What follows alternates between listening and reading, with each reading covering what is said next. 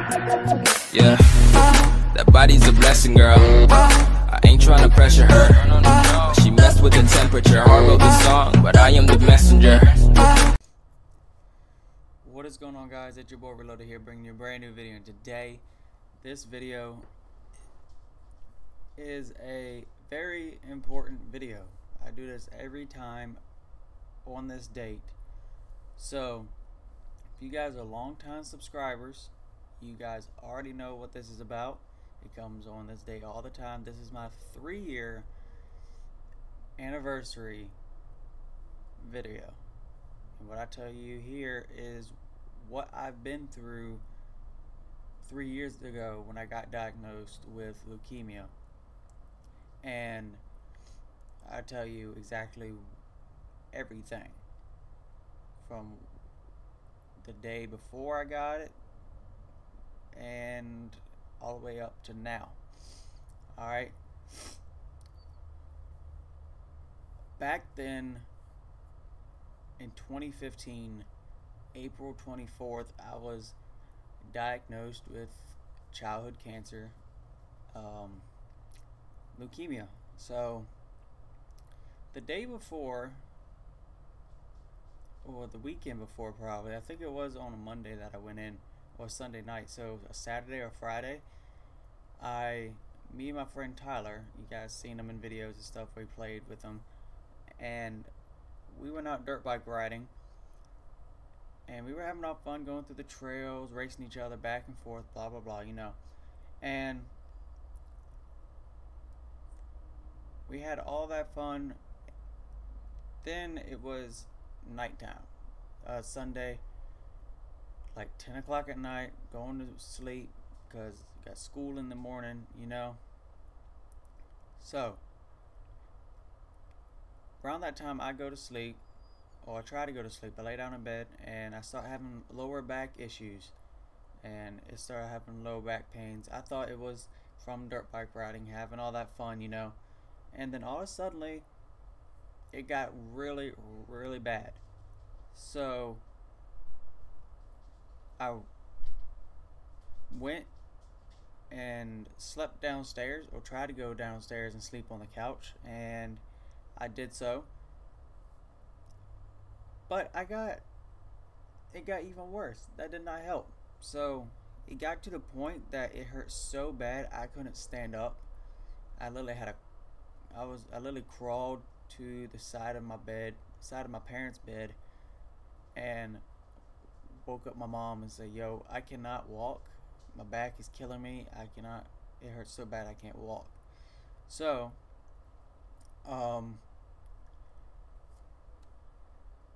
she calls CHKD, tells them what's up and all the things. They say, try a couple things, try a different couple positions, and if it doesn't work, bring him in.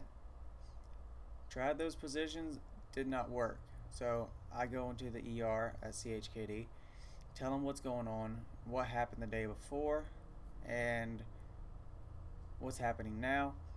They thought I probably pulled some muscles in my back, so they gave me some muscle relaxers and painkillers and sent me home.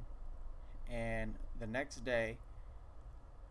morning, I took them, went to my grandma's house, and ate breakfast, and took a nap like I usually did right before I go to school. I would take like a little 20-30 minute nap before the bus. I had to get up and go to the bus stop. So I lay down to go to sleep, and all of a sudden she wakes me up. It feels like 20 minutes later. I thought she woke me up because it's time to go to school. No, she says, "Gavin, you're pale. Why are you so pale?" And I'm like, and I look at my arm. I'm like, I don't know what you're talking about. I look the same. I look like the exact same. So I guess to her I look pale, but to me I didn't look pale. I just looked normal. Then she got real worried. She called mom, and then she told her what's going on. And I think my mom thought it was probably side effects from the muscle relaxers. I don't know. But then she called this lady that lived behind her, which was a school nurse, and she came over. She checked me out, evaluated me, and she checked me out, checked my pulse, my heart rate, my breathing. Told me to do a couple things, bend down, try to touch your toes, stretch, blah blah blah, do all that. And when she made me bend down and try to touch my toes, I blacked out. I came back up. When she says come back up, I blacked out, got dizzy, I could not see anything. I told her, I'm like, yo, I can't see nothing. I feel like I'm about to pass out, blah blah blah. So they're both freaking out. My grandma and the lady behind her that lived behind her both were freaking out. So they both call mom, my mother, tell her what's going on, tell her that I'm super pale. I almost passed out when I bent down and came back up, and my gums and my teeth were bleeding. So that freaked out my mother, and we went to the ER again, sat there for hours. I think this even rolled over to the next day of us waiting in the ER, waiting for them to do blood work or whatever. They asked all the questions again, blah blah blah. Same questions: what'd you do to do probably for this happen? Then they said, all right, the only thing we can do now is draw blood. And I was terrified of needles. I never liked blood. I never liked needles unless I needed to get them, just like easy boom shots done. I did not like getting drawn blood. I could not see blood. Like, I literally, when I watched my mom give blood to I guess to check her cholesterol, I literally almost fainted when she did that. So I did not want to do that, but they had to, so they forced, and they got me some blood. They got blood from me, and then we waited there in the ER still for the blood counts to come back. So we're waiting for like an hour and a half, 2 hours, and they come back. Doctor says that I have leukemia. Never heard of it. Didn't know what it was. I just thought it was like a certain type of sickness that I can literally get some over-the-counter medication to probably get done with. I was so confused. I didn't know what it was back then when I was 15. But what freaked me out was that how it shocked my mother. And she started crying, and I'm like, okay, this must be really serious. And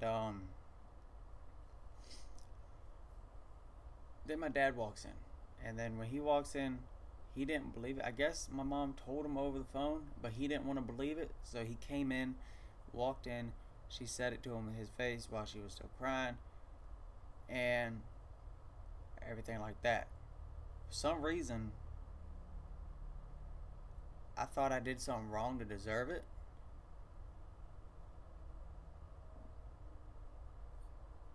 But they said there's nothing that you did to get it. So it's just random. And I guess it was my time, I guess. I don't know. And I was one of them kids. So they diagnosed me, they kept me overnight, they moved me up to the 8th floor to where all the cancer patients stay, and pretty much, I'm not sure how long we stayed the first time, but I did take my first set of chemo up there, and out of regular vein, like IV through the hand, I took my first chemo, and it scorched my veins, like literally my veins going through my arms, all over through my body. Wherever there was a vein and the chemo went through, it scorched them, and it collapsed my veins. And So then I got a PICC line, which is a line that goes intravenous through your vein, through your arm, which I got the scar right here to show you. I don't know if y'all can see it, but this is like right there. It's very, very dull, but you can see there's like a little imprint right there.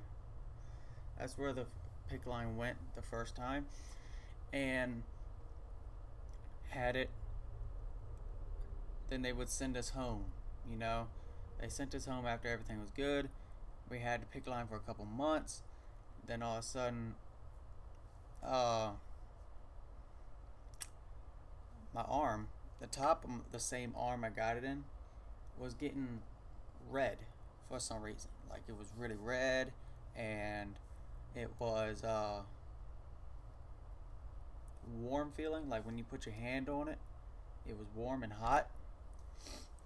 So I was like, my parents was confused. I was confused as well why it was like that, and they said it was no big deal.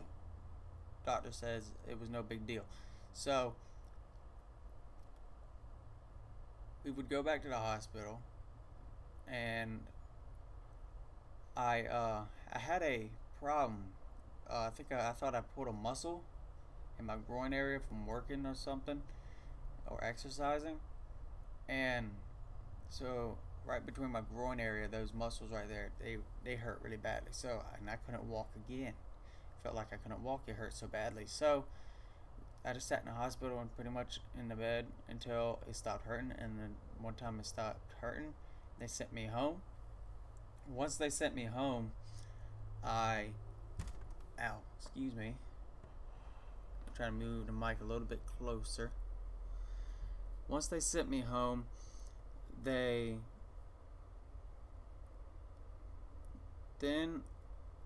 we stayed home probably about a month. The arm was still getting worse. My parents even asked them when we got in, asked for the doctors to look at it and stuff and why it was like that. They had no idea. So we go home for a month, and then all of a sudden the arm gets worse. My right calf, my right calf starts getting a little swollen for some reason. It looked like a little swollen, just like the arm. It was getting warm. And then all of a sudden my left foot got massive. It got massive. It looked like the size of a football. It was that big. And then we were really worried. I couldn't walk on it. It was hurting. And so we went back to the hospital, and they finally figured out that after doing some blood tests and blood cultures and everything else, they found out that I had a staph infection, and my arm, where the PICC line was, my calf, my left foot that was the size of a football, and they even found one on my hip, a little spot that it snuck over there. So that came to one of the worst 2 weeks. Actually, that was like the worst 2 weeks because of the surgeries, but worst month and a half probably in the hospital. So, probably even longer. I'm not sure exactly. My mom knows exactly how many days we stayed in the hospital. So, I was in PO for literally a week and a half because they literally didn't do it back-to-back days. I had 7 surgeries alone on my foot that was the size of a football, and these were broken off every few days, or like they would do a surgery, wait a few days, do another surgery. And so pretty much I couldn't eat for a lot of them, a lot of the days. So I was just starving and just off. I guess they put like some type of bag fluid that's supposed to like keep my protein levels and sugar levels up and stuff like that. So, because I couldn't eat, they wouldn't allow me to. And once they did all the surgeries, I literally was bedridden for I don't know how long. It felt like forever. But after that, being bedridden for that long, my legs contracted and my muscles stiffened up and locked into place, and I couldn't stretch my legs out to stand up straight. I was hunched over. I wasn't really hunched over, it's just that my legs were bent at a 45-degree angle and they couldn't stretch out any longer than that. So that's when they sent me home, and they offered and gave me a at-home physical therapist, which he would come out and we would every day and work out with me, and I try to do like some legs exercises and stuff, try to get back. He gave Mom bad news and said I could probably never use my right arm ever again after that surgery, after that muscle, because they had to cut the muscle out, and they thought I was never going to walk again. So then I got sick in the hospital because of a fever, and I had to go back in. I had to go back upstairs, and guess what? They kept me. They said they were going to keep me until I was able to walk out of the hospital. So there's another long visits in the hospital. I took meds, and then they put me down on the 7th floor on the physical therapy floor, and I was down there for a month, maybe more, and worked out. Pretty much go to physical therapy twice a day, occupational therapy,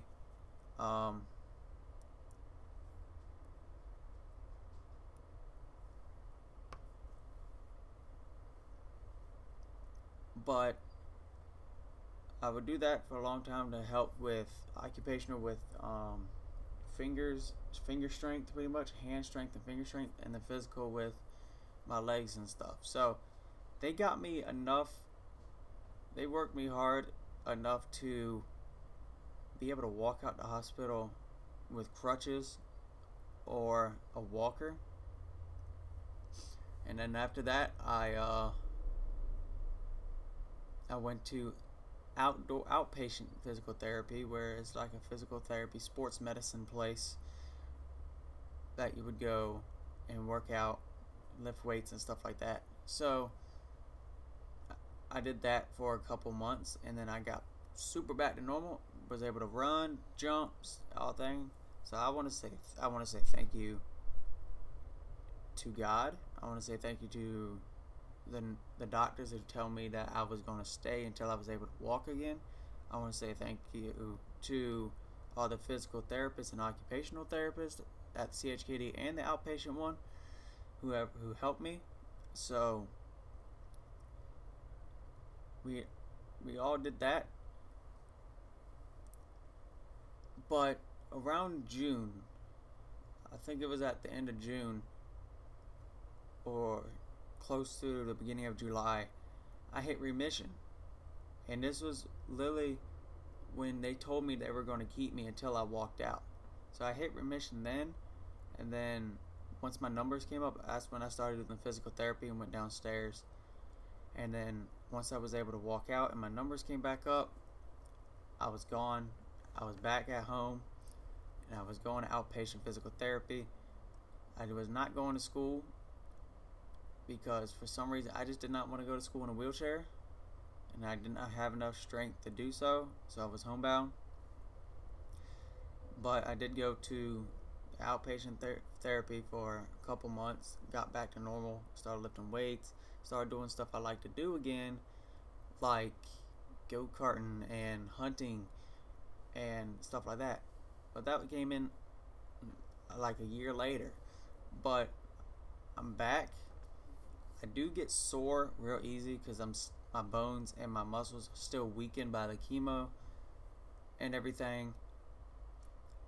So if I'm doing stuff that I'm not used to, like lifting heavy stuff, working a long time, getting jolted around real hard, I'm not used to it and I get sore. Like I'm sore right now. My shoulders, both my shoulders up here are sore because we went trail riding with my brother-in-law and my sister, and going with ATVs just knocks us back and forth going through the woods. So, and driving, yeah.